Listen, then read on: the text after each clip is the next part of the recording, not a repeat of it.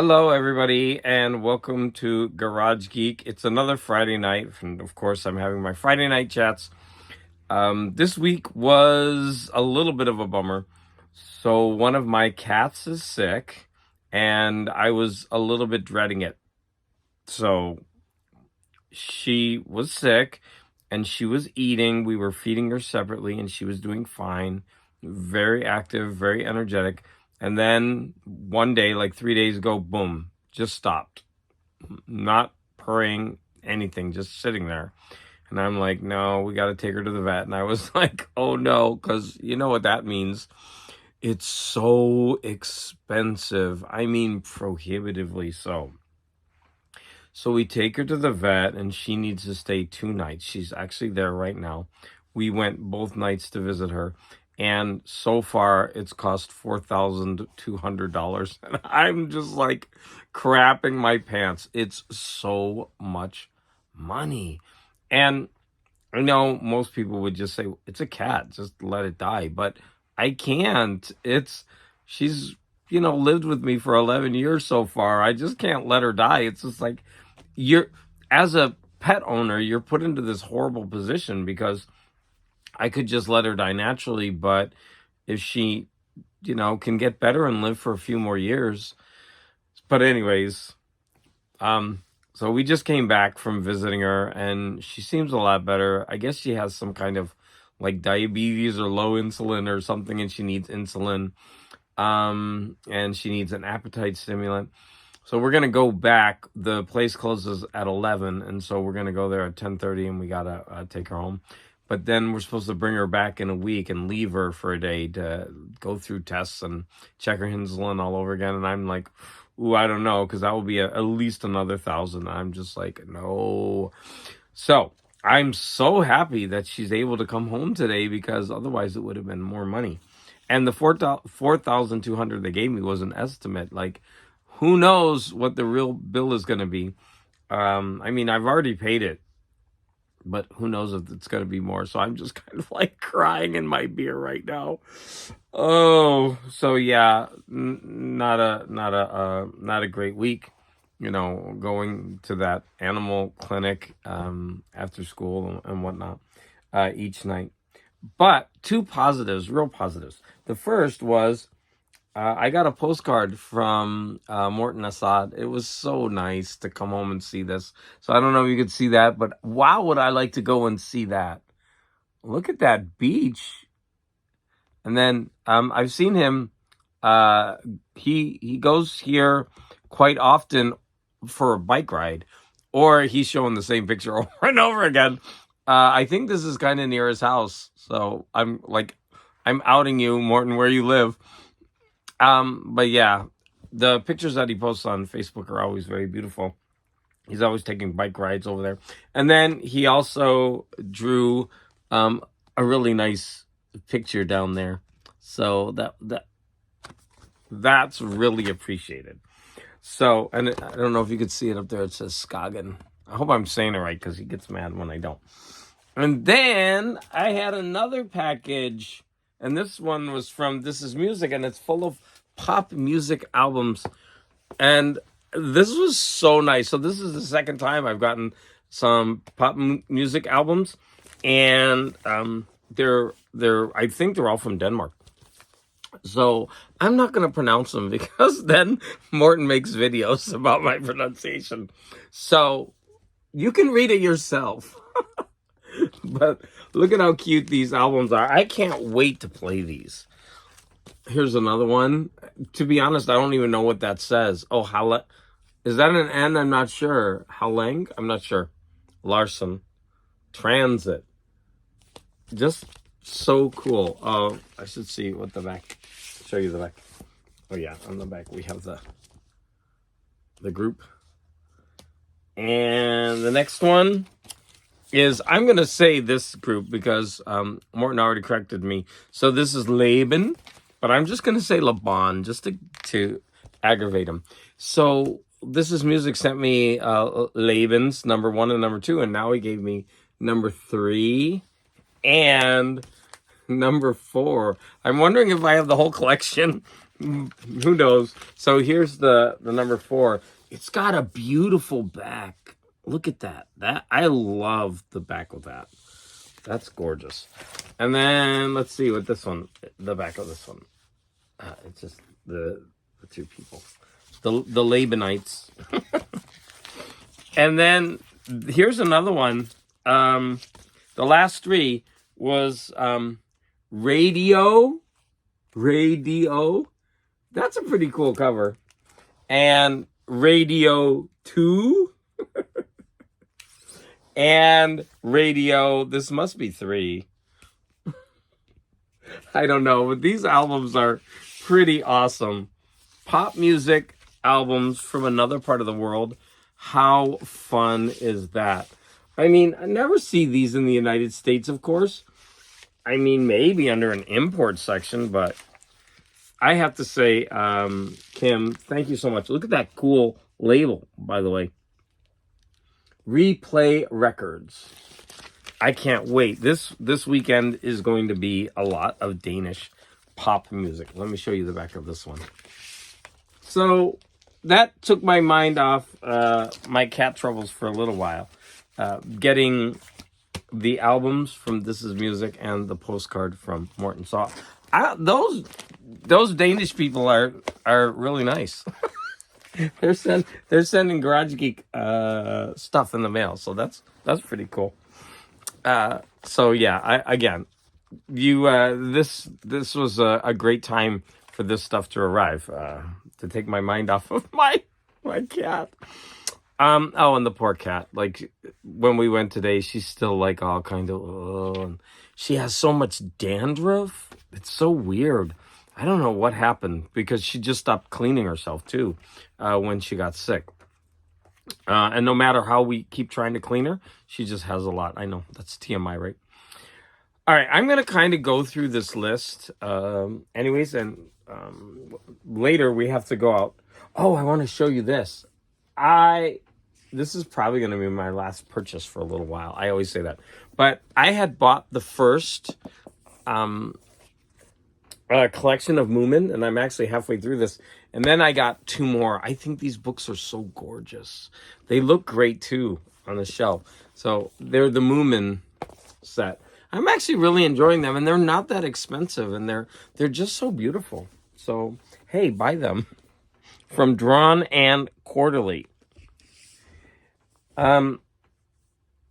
So the first thing I'm going to talk about is I began 2 shows this week. The first one was called Dark Matter. Oh, they're both on Apple TV. Now, I started watching Dark Matter, and I'm only 2 episodes in, and they just released the 3rd one. So let me show you a picture of what that looks like. So here it is. So it's basically a show about alternate realities. And I'm going to have to say that it's not bad, but I've seen it before, and I don't know. I'm definitely going to keep watching it. I've only watched 2 episodes, and the last episode that I saw had a really nice ending. But like I said, I've seen this before, and the premise is it's very Hitchcockian, where there's a guy who just doesn't know, like everything happens to him. He doesn't know what's going on, and he's got to traverse the mystery and figure out everything, and then of course, ultimately come out on top. And so this guy, one of his alternates, stays in his world. He likes the life that he didn't choose, and he throws him in his world that he discarded. And so he's got to try to figure out what's going on and how to get back. That's not a lot of spoiler. That all happens within the first episode. I'm just saying that I've kind of seen this show before, and I've seen this character before, and I'm not saying it's a horrible show. I'm definitely going to keep watching it. But I would say 3.5 out of 5 so far. So since I was a little bit disappointed in that one, I jumped to another Apple TV science fiction show called Constellation with Naomi Rapace. I'm not sure if it's Rapace or Rapace. I think it's Rapace. And I've seen her in a few shows. She's always really good. And I watched, I think, 2 episodes of this one so far. Although I think it's all available. I'm not quite sure. And this one is a little bit better. Again, it's not an amazing show. I've seen so much of this before. So this is an astronaut on the space station. Some weird things start happening. When she comes back to Earth, everything is different, and she doesn't know what's real and what's not real anymore. And there's some other the people in the background, and they're involved in the mystery, and her reality starts shifting and all this stuff. So this one seems to have a little bit more promise than Dark Matter. But if you like sci-fi and you have Apple TV, you should watch them. I'm not saying either of them are horrible, but I'm just saying they're not great. They're nothing to go out of your way for. And in keeping with that, we watched Madam Web, which is, I believe, on Netflix. And I was really excited to watch this. Why? Because this movie got trashed so bad that I thought it would be like the worst piece of crap ever put out. And I was surprised. It was pretty enjoyable. It wasn't horrible. It's nothing great. But I certainly had a fun time watching it. And I didn't think it was like the worst like movie ever made. I don't know why it got trashed so bad. I would say it's about a 2.5 out of 5. It's got some silly elements in it that kind of brought the score down. And I didn't like the villain. I didn't think the villain was a very good actor, at least not in this role. The things that I did like were the incorporation of all these characters, and they all become like spider people with different powers. And unfortunately, they're all more modern characters, and I don't know them too well because I haven't read a lot of the modern Spider-Man. But if you're caught up with Spider-Man and his multiverse, then you'll recognize all these characters. I'll show you. That's the original comic with Madam Web, and that's either this was her first full appearance, or she might have appeared in the comic before this. And I used to have this, and it goes for pretty good money now. But yeah, there she is. And I was surprised because to me, in this, she's an older woman, and they did move it back in time to the 70s. But that's her in the thing. And so even if you moved it up, I don't know, like at the end of the movie, she's still not aged that much. So anyways, Madam Web, not a total waste of time, not a really, really great movie. But again, it was, free or part of the Netflix service. And I was looking forward to seeing why it was so bad. And I was pleasantly surprised that it was pretty good. Not horrible. Okay, we're going to move into some books I read, but I want to talk about the Eurovision. So my husband and I he wanted to watch the Eurovision finale with me, which is 4 hours long. We're about 3 hours into it, and so we have 1 hour left, and we're in the part where they're voting. And he was getting so mad because I know who won it already, right? And he doesn't. And he picked, there were 25 songs.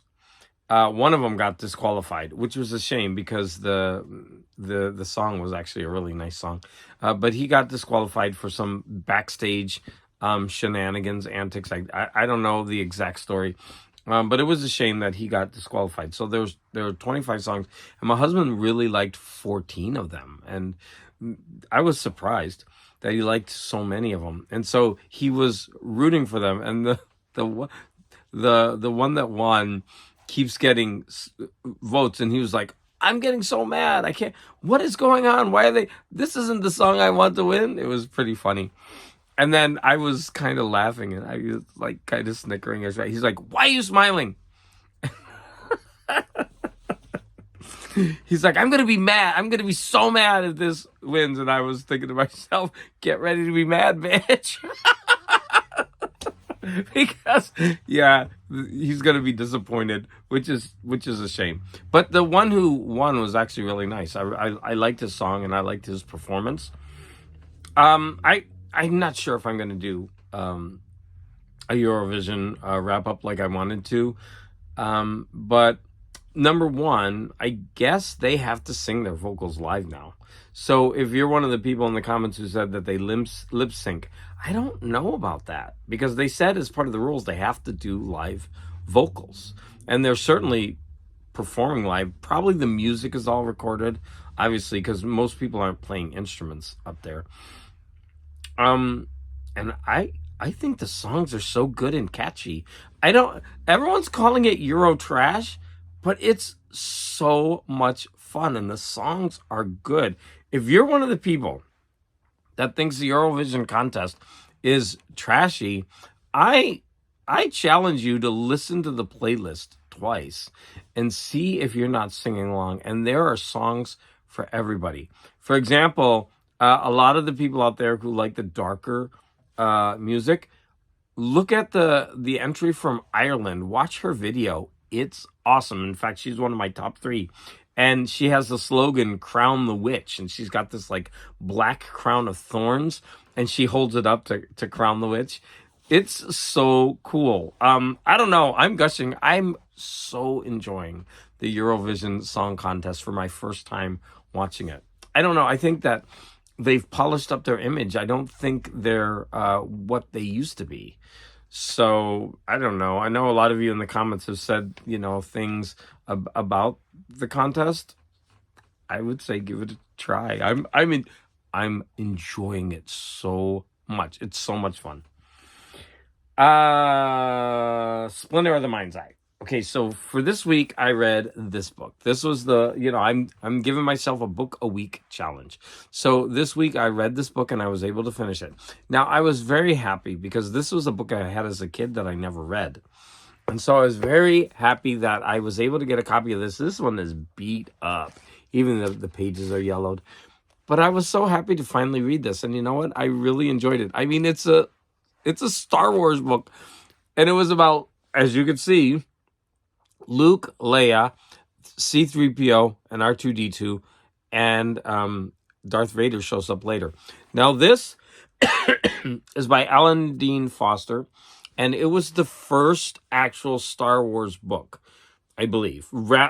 Maybe the actual Star Wars movie novelization. I'm not sure if that counts. But this was the actual first book, and it was written as a direct sequel to the first Star Wars movie. And then, of course, later, it's kind of discounted because it goes against canon. Because I don't think it falls in line with the second movie. But having said that, is this the greatest book ever? No, but it was so much fun. I mean, you jump right in because you know the characters. And I've never read a Star Wars book before. I have like a hair coming down here. I've never read a Star Wars book before. And to read this, it's the first one. And because of this image, I was used to seeing as a kid.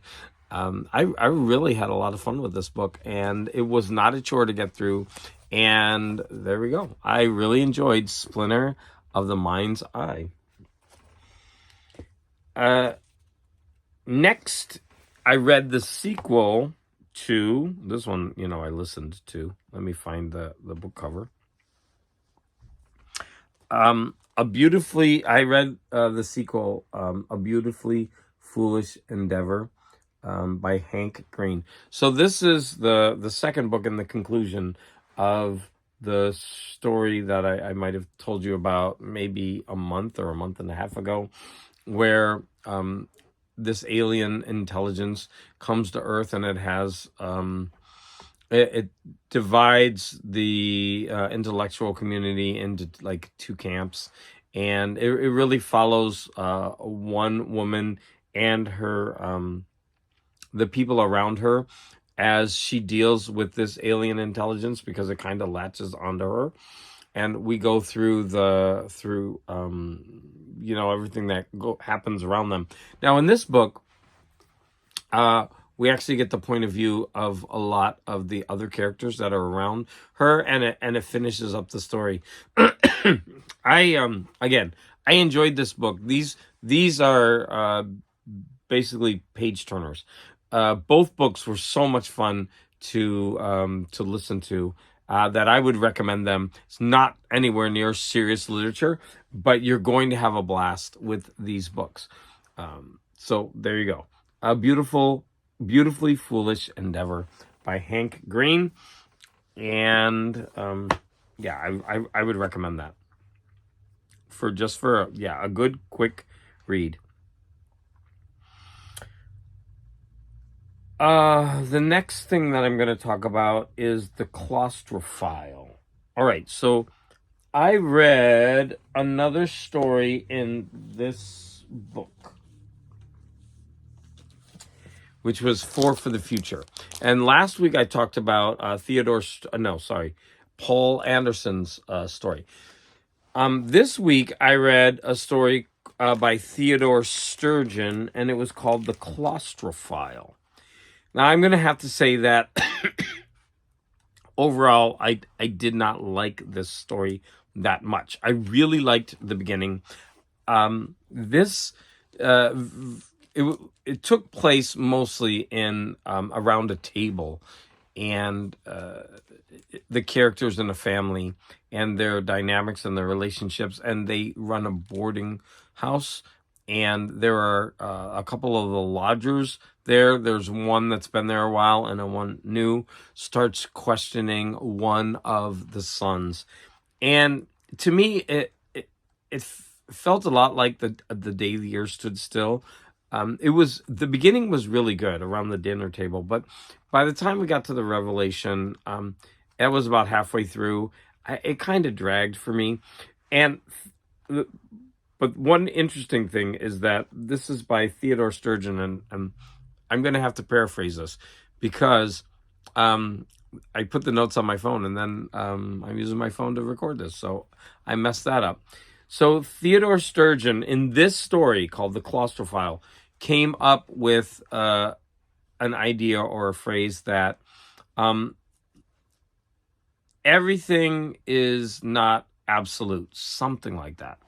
So that idea was used in this story, and then later it was changed into Sturgeon's law, which was basically 90% of almost anything in any genre is crap, and there's only 10% that's the top. Now, he wrote this, I guess, in defense of science fiction, because everybody was saying that it was just a throwaway genre. And he was saying, yeah, there is 90% of science fiction writing is crap, but 10% of it is absolute gold.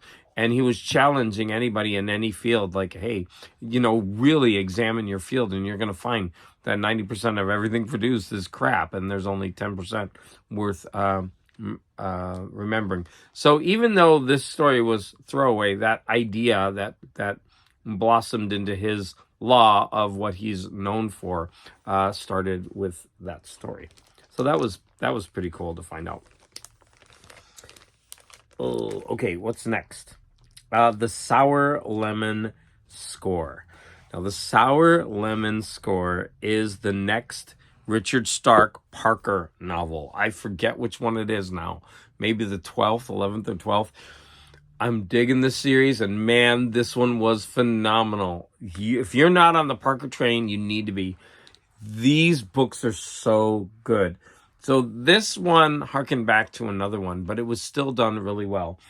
So at the beginning, you jump right into the action. They're holding up a bank or some kind of small store. They go to a house to divide up the money, and there's a double cross. Parker's the only one to get away, and he spends the rest of the book hunting down that person to get the money back. In the middle of the book, it does what it always does. It shifts into the viewpoint of the other characters besides Parker, and then it comes again back to Parker to end the book. These books are so good. They're always compact. They're about a 4-hour listen. Of course, I get them done in about 2. And I'm just saying, these books are so much fun. that I didn't think that I liked these kind of crime novels, but they're really starting to grow on me, and it's all because of Richard Stark's Parker novels. Wow, do I love these books. So of course I'm gonna go on and get the next one, and then you can hear about that, how much I love that one. I'm wondering, there's 30 some books. I'm wondering if he's able to keep this up for all of the novels. So far, like the 12th or 13th one. I talked about Eurovision. Wow, I'm almost done. I kind of flew through all this stuff. So, on the way home from the visiting the vet, my husband wanted to walk because he has a challenge and he needs to lose a certain amount of weight or be a certain weight by the end of this month.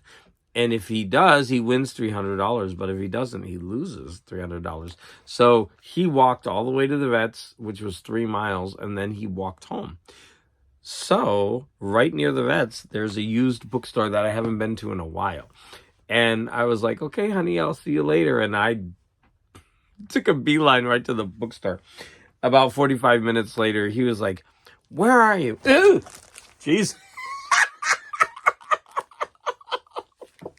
Did you see that? My God, can you see that on the... There's a spider. It's just a daddy... It's a daddy long legs, but he came right in my face. I hope that's not the only time this month that I say he came in my face. Oh my God. I am not cutting that out. You can see Garage Geek jump a mile. I wonder if you can see the spider. Like, he's already back up to the ceiling. Okay. That was hilarious. What the hell? It was a daddy long legs, but I mean, it went like right in my face before I saw him. Okay, I don't like spiders that much, but I don't kill them. But I don't like them in my face. So anyways, as I was saying, I took a beeline to the bookstore. And then, I was in the bookstore and like 45 minutes later, hey, I didn't see you go by. I know you're at that bookstore. And he... And then he wrote, don't you be crying later if you don't have enough money to pay the bills. So anyways, I bought some books. So I'm going to show them off. Because I figured, I honestly don't think I'm going to be buying anything for a while because of my vet bill. Like, I'm going to have to recover from that. And I've already planned a vacation for the summer, and I know that's going to be expensive. And I've already started, making, paying for the flights, and a friend of mine already bought the hotel. So I've actually got to pay for that too. So Garage Geek is probably not going to be making haul videos for a while. So let me show you what I got. So I went ahead and got these books, and I paid $38 for all of them. Now, I bought these 3 books because I found them and I liked the old covers, and I think I might have some of these. But they were the first 3 in this, The Removers, the number 3 in the Great Matt Helm Suspense series. So number 1 is Death of a Citizen, the number 2, The Wrecking Crew, and number 3, The Removers. So The Wrecking Crew, and even though it didn't match, I liked the art on that one. Even though, yeah, they didn't match. I wish it would have matched these. So anyways, I thought, well, if it's anything like the Richard Parker novels, then why not? Let me give it a try. They have glowing reviews on the covers, but who knows? So it's another series that I'm definitely going to be jumping into. I'll probably start. This one might be my book of the week coming up soon. Now, this one is not in very good shape, but I just wanted it because I wanted to start the series.